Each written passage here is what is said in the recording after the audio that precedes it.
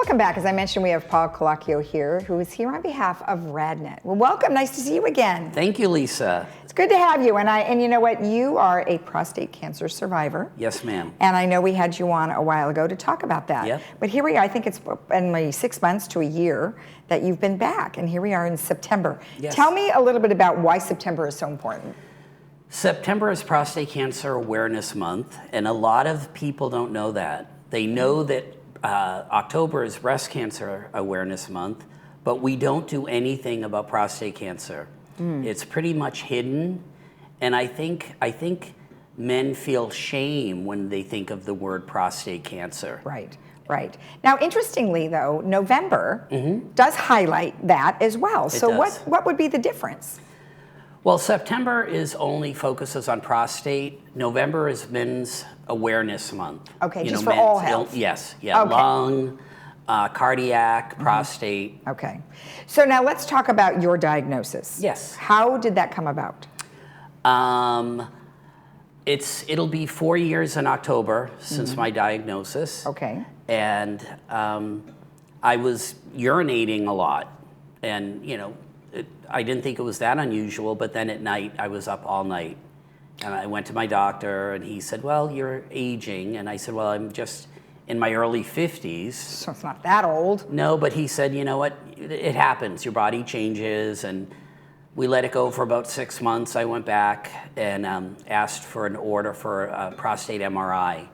And they did the MRI and they found that I had the cancer. Okay, so that you weren't tested with the tests that people can have now, right? No. The PSA that I was having, which is a blood test, didn't show cancer. It was not elevated at all. No kidding. No. So isn't that interesting that people can have that happen? Yes. And then I would imagine that the urination part, being up all night, was, well, I had so many beers the night before. Exactly. And they're all going to forget about it, and they're not going to think about it until the next time. Right. And so at some point, the next time might be a little too late to have some of these latest and greatest technology. Right. A lot of men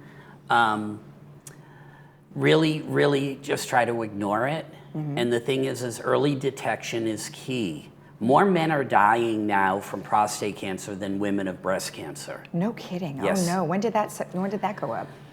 I don't know the statistics exactly, so I don't want to give wrong information to your viewers. Yes. But that's a frightening thing to know, because a lot of people do pass from breast cancer. Yeah, yep. And more now of prostate. And you hear about it more and more, and it can be prevented. All you have to do is just ask your doctor. We've actually seen people in their 40s with prostate cancer. So it could be from high risk in your family, or it just could be an isolated situation, but just get checked. Just ask your doctor to check you. Right, and then at what point then, once they did ask the doctor, they would have that blood test? They would have the blood test, and then if they had any symptoms, they would then have a prostate MRI. Okay. Now, what happens if they catch it early enough? What are some of the latest technology? What they can do is something called watchful waiting, where they keep an eye on it. If it's small enough and it's slow growing, then they'll keep checking it.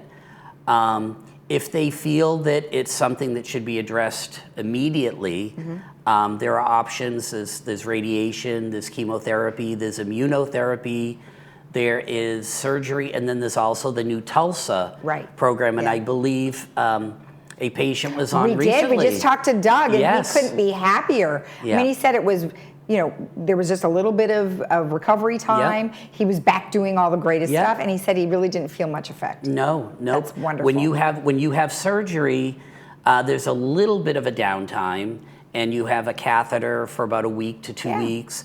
But with the Tulsa procedure, you go into, and it's outpatient. It's not even a surgical procedure. You go into a medical imaging facility, at least at RadNet, and then you go in and it's done in an MRI setting. Right. And you're knocked out for about 30 minutes while they do the procedure, and then you wake up and in recovery, and then you walk out of there. Yeah. And then you'll be back 30 days just to, make sure everything's okay. Exactly. And even though you have a catheter for 2 weeks, Doug mentioned that it wasn't inhibiting. It's a kind of catheter that he could move around, and he could still travel. So meaning he could move around the house and go to certain places and things. So it was awesome. So that is good news, good news. What are some things that you would like to share with our community regarding prostate cancer?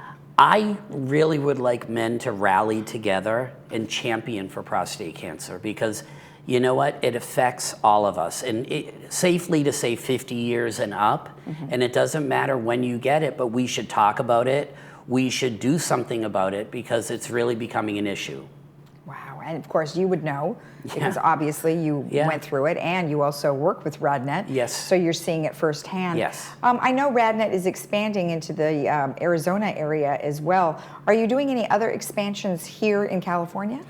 We are constantly growing within the state of California, acquiring new centers all the time. So that's a wonderful thing about RadNet. RadNet is an amazing company to work for. Yeah. And we are up with the latest and greatest equipment. In fact, our new facility in Arizona at Park Central, which is downtown Phoenix, Arizona Diagnostic Radiology, we are building the first of its kind in all of Arizona, outpatient imaging that has every single imaging modality that there is available under one roof. Okay. So we're very excited, and we will be starting to do the TULSA procedure there November 1st. So we've had people flying from Arizona to California to have it done.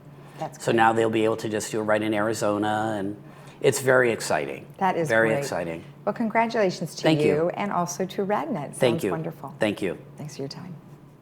And if you want more information about what we've just discussed, particularly prostate cancer, please go to radnet.com. We'll be right back.